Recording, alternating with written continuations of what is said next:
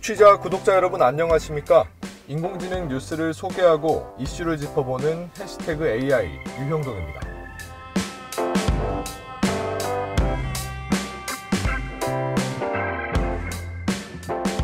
최근 식목일이 있었습니다. 그런데 전국 각지에서 산불도 이어졌습니다. 지난 5일 경북 봉화에서 산불이 발생했는데 17시간 만에 꺼졌습니다. 초대형 헬기와 진화용 헬기 25대, 진화대원 800여 명이 투입됐다고 하는데요. 다행히 인명피해는 없었습니다. 지난 7일에는 전남 순천 천왕산에서 불이 났습니다. 이 불은 3시간 만에 꺼졌습니다. 한 달 전이었죠. 경북 울진과 강원 강릉, 동해, 삼척 등 동해안에서는 초대형 산불이 나기도 했습니다. 저도 TV로 산불 상황을 지켜보면서 가슴 졸였던 기억이 있습니다. 이렇게 대형 산불 등 화재가 발생했을 때 활용될 수 있는 첨단 기술이 어떤 게 있을지 알아보겠습니다. 조형주 기자 자리 함께했습니다. 조 기자. 네, 안녕하십니까. 대형 화재가 났을 때 활용할 수 있는 기술은 어떤 게 있을까요? 네, 최근 개발되는 기술들이 많은데요. 드론을 대표적인 예로 들 수 있습니다. 적외선 열화상 카메라를 싣고 다니면서 불씨를 찾아내는 방식인데요. 국내에서는 2017년 처음으로 도입된 겁니다. 헬기가 야간 운용이 어렵다 보니까 드론이 대신 헬기의 역할을 한 셈인데 불씨 확산 상황을 파악하고 인명을 구조하는데 200차례 넘게 투입되기도 했습니다. 드론을 활용해서 구조한 사례 혹시 취재된 게 있습니까? 동해안 산불 때 드론이 활약한 적이 있습니다.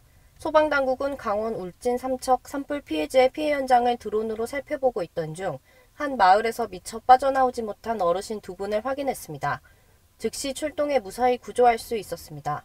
3월 8일에는 울진 두천리 인근에서 이상한 냄새를 감지한 소방 관계자가 드론의 열화상 카메라로 촬영했고 불씨가 확인돼 신속히 진압해 화재 확산을 방지하기도 했습니다. 드론 외에 다른 기술도 활용할 만한 게 있을까요? 현재 가장 많이 알려진 기술로는 구조 로봇이 있습니다. 쉽게 말씀드리자면 사족보행을 하는 로봇에 센서를 얹어서 데이터 수집과 인명수색, 구조 업무에 나서는 방식입니다.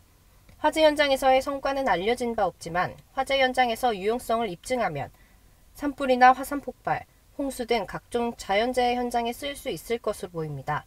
한 발 더 나아가서 원자력 발전소 사고 지역 등 사람이 들어가기 어려운 곳까지 로봇을 투입할 수 있을 것으로 전문가들은 보고 있습니다. 네, 좋은 정보 감사합니다. 여기까지 듣겠습니다.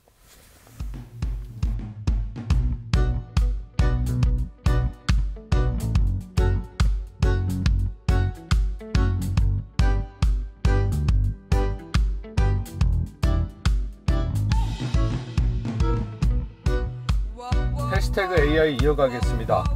지난 4일 사회적 거리두기가 재조정됐는데요. 인원은 10명으로 시간은 12시로 완화됐습니다. 사실상 마지막 거리두기가 아니냐는 전망까지 나오고 있습니다. 외신에서는 한국이 세계 최초로 코로나19가 팬데믹에서 엔데믹 수준으로 낮아지는 최초의 국가가 될 수 있다는 전망도 나왔습니다. 해방감을 느끼면서 걱정스러운 점도 있습니다. 새로운 변이 바이러스나 대유행 감염병은 언제든 올 수 있다는 전문가들의 의견도 주목해야 할 것입니다. 새로운 바이러스가 창궐했을 때 우리는 코로나 때처럼 마스크를 쓰고 QR코드로 출입을 인증하는 몇 달 전 모습으로 다시 돌아가야 할까요? 아니면 진보적 기술로 새로운 대응 체계를 만들 수 있을까요? 국내 대표 ICT 전문가 백양순 한국 ICT 융합협회장을 모셨습니다. 회장님 안녕하세요. 네, 안녕하세요. 네, 협회 소개 부탁드리겠습니다.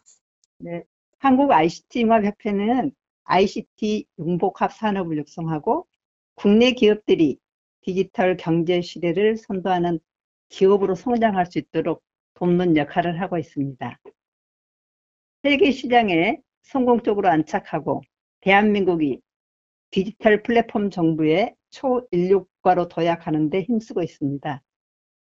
특히 ICT 분야에서 세계를 선도하는 AI, 반도체 기술, 메타버스, 빅데이터 등 4차 산업혁명 ICT 핵심 기술을 활용해서 글로벌 디지털 기술의 패권 경제 주도권을 갖기 위해 산학연이 함께 지속 가능한 생태계를 조성하는 데 필요한 정보와 경험을 공유하는 협회입니다. 네, 새로운 바이러스가 생겨서 코로나19와 같은 사태가 벌어질 수 있다는 우려도 있는데 대응할 수 있는 묘수가 있으실까요? 새로운 변이 바이러스나 세계적 대유행 감염병은 언제든지 또 올 수 있으므로 이를 대비한 사회적 인프라를 지금부터 구축해야 합니다. 그럴 때 국민들께서 아주 간편하게 사용할 수 있고 감염병 추적도 정확한 디지털 감염 추적 시스템 인프라가 필요합니다. 그렇군요. 현재 개발된 기술이 있습니까? 네, 핵심 기술들은 이미 민간에서 개발되어 있습니다. ICT 기술을 활용한 스마트폰 앱과 감염병 확산 방지 시스템 적용할 수 있는 최첨단 기술이 개발된 상태입니다.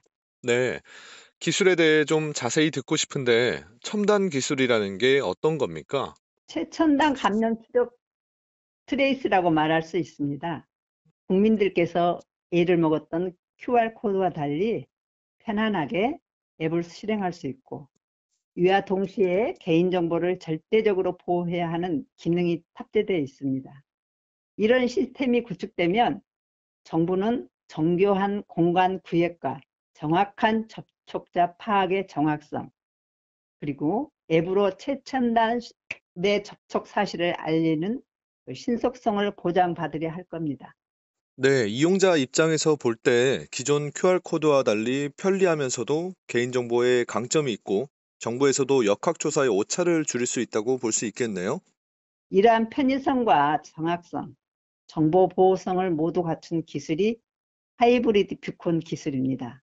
디지털 핵심 기술의 결합이면 동일 시간과 동일 공간에 있었던 접촉자 100% 디지털 감염 추적이 가능한 기술입니다.